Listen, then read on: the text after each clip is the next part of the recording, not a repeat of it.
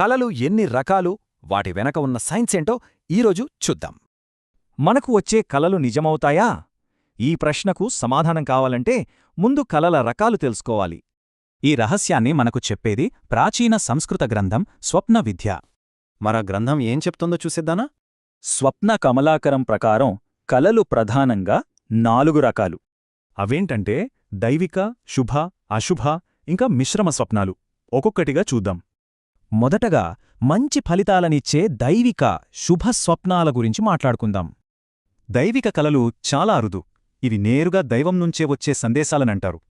ఇక శుభస్వప్నాలు అంటే మంచి జరగబోతోందని చెప్పే సూచనలు అన్నమాట. ఉదాహరణకి కలలో పర్వతం లేదా నది కనిపిస్తే చాలా మంచిదట. చూసారా, ఈ సంస్కృత శ్లోకంలో కూడా సరిగ్గా ఇదే విషయముంది. అంతేకాదు, కలలో రాజు లేదా కిరీటం కనిపిస్తే అధికార యోగం పడుతుందట.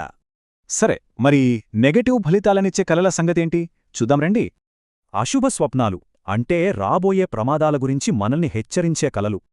ఒకవేళ కలలో కోట లేదా రాజభవనం కూలినట్టు వస్తే అది పెద్ద నష్టానికి సంకేతం. ఈ గ్రంథం ప్రకారం ఇలాంటి కలలు దురదృష్టాన్ని సూచిస్తాయి. ఇక చివరిది మిశ్రమ స్వప్నం. ఇందులో మంచి, చెడు రెండూ కలగలిసి ఉంటాయి.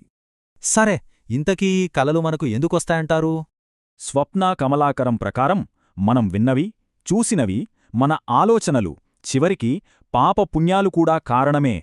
అయితే కల రకం తెలిస్తే సరిపోదు. అది ఏ టైంలో వచ్చిందన్నది కూడా చాలా ముఖ్యం.